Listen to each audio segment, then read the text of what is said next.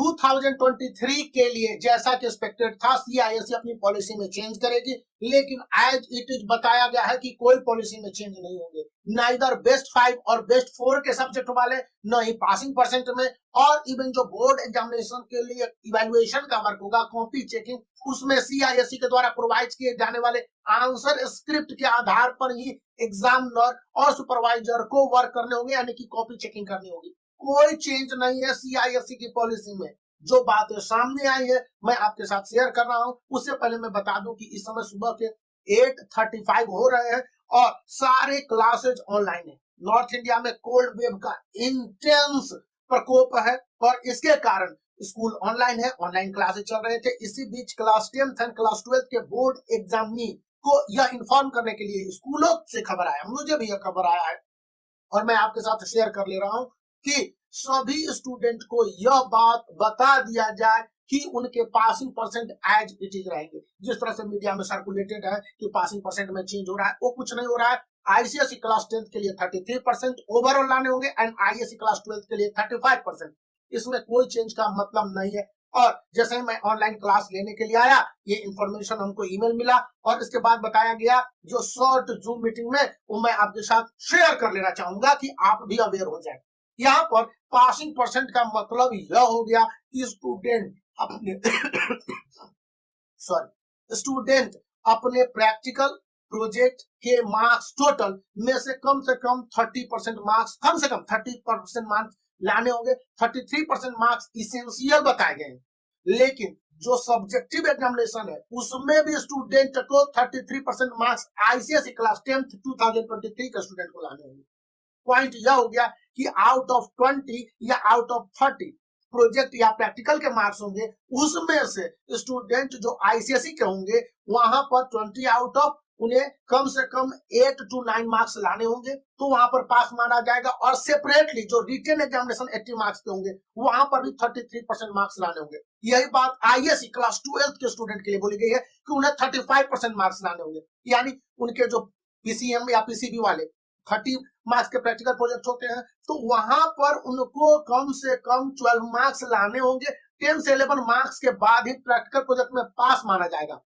यही बात जो 70 मार्क्स के उनके जो सब्जेक्टिव पेपर होंगे या रिस्पेक्टिव कुछ पेपर होते हैं जो कि 50 मार्क्स के होते हैं, 40 मार्क्स के होते हैं रिटन, और बाकी प्रैक्टिकल प्रोजेक्ट हो जाते हैं, तो उनमें भी यह 35% का रेशियो बना रहेगा।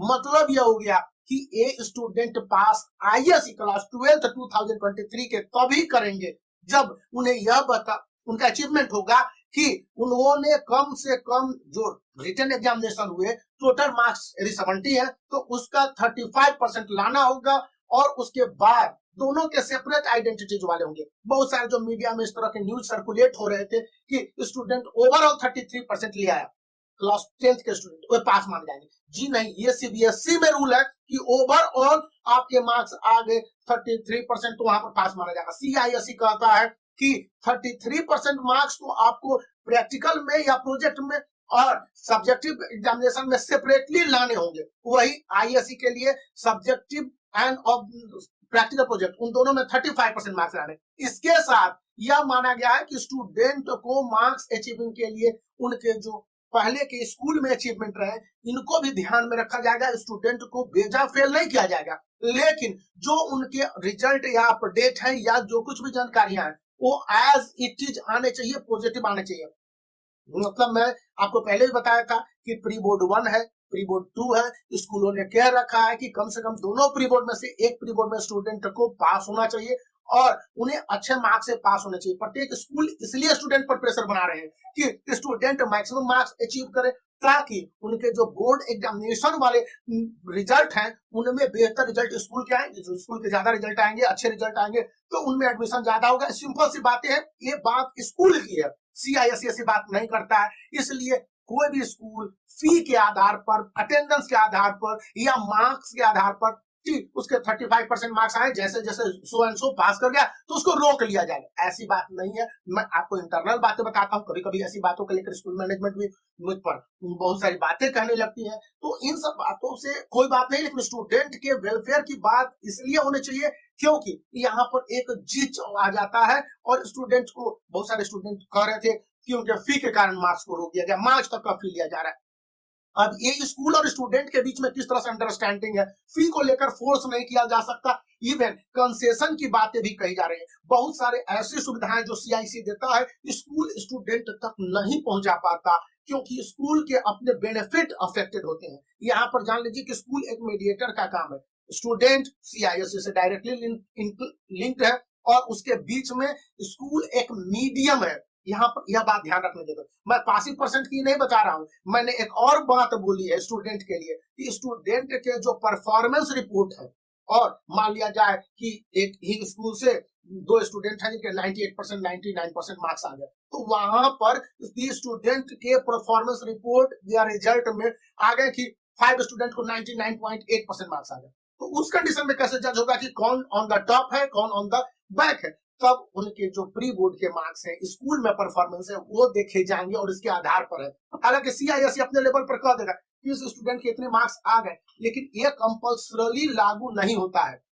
यही नहीं, कहा गया है कि कंपल्सरी सब्जेक्ट जैसे English paper 1, English paper 2, ISC class 12 and ICSE class 10 के लिए भी 2-3 बातें याद रखने की जरूरत है कि इनमें जो मार्क्स ज्यादा आएंगे, बेहतर परफॉर्मेंस होंगे, उसके आधार पर स्टूडेंट के बेस्ट 4 या बेस्ट 5 के कंसेप्ट को एज इट इज एक्सेप्ट किया जाएगा। ये नहीं है कि आईएससी में बेस्ट 4 का सब्जेक्ट है, उसमें इंग्लिश को आप इग्नोर कर देंगे, इंग्लिश उसमें इंक्लूडेड रहेगा। और ये बात अच्छी तरह से 2022 के सेमेस्टर 1 और सेमेस्टर 2 में भी कह दी गई थी, अब भी स्पष्ट रूप से बताया गया स्कूलों के द्वारा, और मैंने स्टूडेंट को अपने कन्वे कर दिया। इसी तरह से आईसीएसई क्लास 10 के स्टूडेंट के लिए जो बेस्ट 5 का सब्जेक्ट है, उसमें स्टूडेंट को एक सब्जेक्ट इंग्लिश पेपर होना है कंबाइंड, इंग्लिश पेपर 1 और इंग्लिश पेपर 2 सेपरेटली नहीं कंसीडर किया जाएगा, इन दोनों के कंबाइंड मार्क्स को एसोसिएट किया जाएगा और उसे 100 में माना जाएगा। मान लीजिए इंग्लिश पेपर 1 100 है, इंग्लिश पेपर 2 100 है, मतलब कि 80 प्लस 20 है, वहां पर 200 मार्क्स से दोनों इंग्लिश के पेपर मिला के होंगे, उसको 2 से डिवाइड कर दिया जाएगा और स्टूडेंट ने इंग्लिश पेपर 1 में प्रैक्टिकल प्रोजेक्ट में जितने मार्क्स या जो भी है उसमें प्राप्त किए और इंग्लिश पेपर 2 में जितने प्लस 80 एंड 20 में मार्क्स प्राप्त किए, उन दोनों को ऐड करने के बाद वहां भी 2 से डिवाइड कर दिया जाएगा और जो मार्क्स आएंगे वो इंग्लिश के इंटीग्रल मार्क्स होंगे, यानी कि इंग्लिश को इसेंशियल बताया गया है। और इंग्लिश को लेकर मैं और बातें आपको बताऊंगा कि किस तरह से tips and tricks and ideas बताए गए हैं स्टूडेंट के लिए कि वो मार्क्स अचीव कर सकते हैं।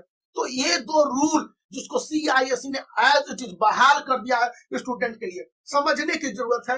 इस समय मुझे एक ईमेल मिला और ये फ्लैश किया था व्हाट्सएप ग्रुप पर भी, और मैंने उसको देखकर अपने स्टूडेंट को बताया, तो सोचा कि अपने सब्सक्राइबर के साथ भी मैं शेयर कर लेता हूँ। बहुत सारे स्टूडेंट है जुड़े रहते हैं कि पासिंग परसेंट और हाई रैंकिंग में भी यहाँ पर इंग्लिश की एसेंशियलिटी है, तो डरने की बात नहीं है। स्टूडेंट्स को मेहनत करने की जरूरत है, अभी भी अच्छा समय है और वे बेहतर प्रैक्टिस करते हैं तो बेहतर मार्क्स मिलेंगे। इसलिए इस वीडियो को लाइक करने के साथ चैनल को सब्सक्राइब करके रखिए, बने रहिए authentic news and exact as it is, जिसको आप कहीं से भी कंफर्म कर सकते हैं, पता चलेगा, मिलेगा और मैं आपको बताता रहूंगा। तो बाय फॉर नाउ, एक बार फिर मैं आपसे रिक्वेस्ट करूंगा कि चैनल को सब्सक्राइब कर लीजिए और वीडियो को लाइक करने के साथ दोस्तों के बीच में शेयर करना याद रखिए।